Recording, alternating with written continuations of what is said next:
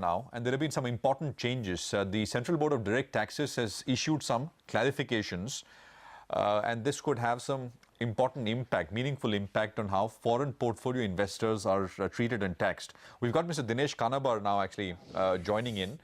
He's CEO of Dhruva Advisors. Mr. Kanabar, thank you very much for your time.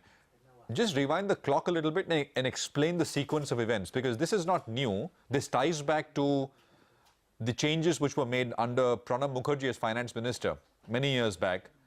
The Supreme Court came in, then the government changed the law, and now you got this circular. So just explain it for our viewers. What has happened? So we had the Supreme Court in the case of Vodafone saying that if there are transfer of shares of an overseas entity, even if there is underlying value in India, such value is not taxable in India at all. And pursuant to that, we had the very famous or infamous retrospective amendment, which is now come to be told as Vodafone Amendment, which actually provided that if a foreign company has underlying value in India, which is substantial, then that foreign company will be regarded as an Indian company, and therefore any transfer of value of that overseas entity will be regarded as a transfer of value in an Indian entity, and therefore would be liable to tax. A number of issues arose because the amendment was brought about, if I may dare say, in a bit of a hurry. The wordings were a bit unclear. There was no clarity as to what constituted substantial, etc. And therefore, a series of changes happened. First, there was an amendment in the law itself, which provided that substantial means more than 50%, meaning that if the underlying value in India was more than 50%, only then would a foreign company be regarded as an Indian entity.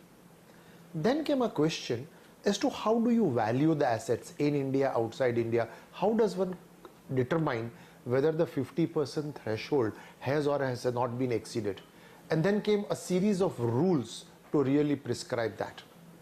Now, when all of that happened, a question arose, and which is the genesis of the current circular which you are referring to, where the foreign funds are represented that they make investments in India.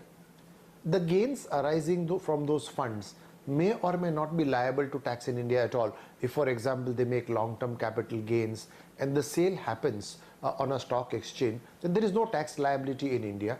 And therefore, the question was that if there was an exit overseas at a fund level, would that be liable to tax in India or not? Representations were made.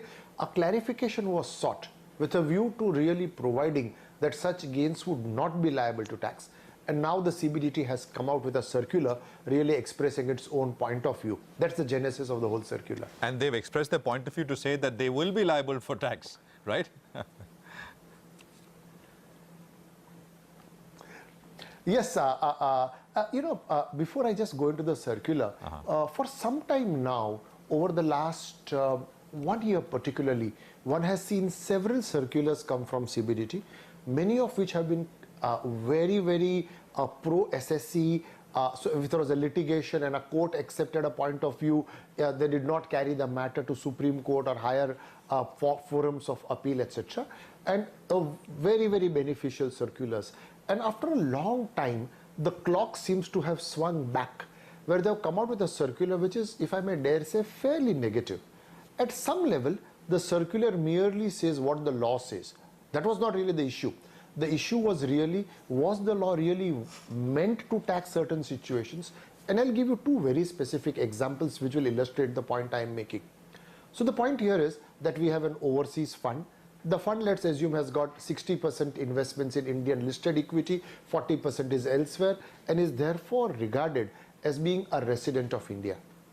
And if there is a redemption of units overseas, is those redemption of units liable to tax in India? The underlying fact being that the investment, for example, is in Indian listed equity, and the gains from that are not liable to tax in India. Now, the proposition was that in a similar situation, an Indian company would be liable to tax, but a foreign company, would it be liable or not liable?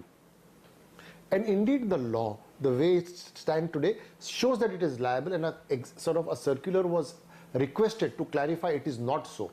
And the CBDT has come back to say please read the law. It is liable to tax, and we are reaffirming that we would tax you. What But that is one very situation. quickly, Mr. Another Kanabar, situation very which I very thought is a little bit we complete, alarming. Mr. Kanabar, we completely out of time. So very briefly, what is the damage this can do, or do you think this is going to be very difficult to implement? So it makes no difference.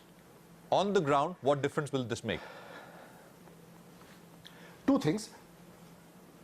On the ground, what it means is a huge amount of compliance cost, because how will you ever really determine transfers of overseas entities who are not liable to file returns in India?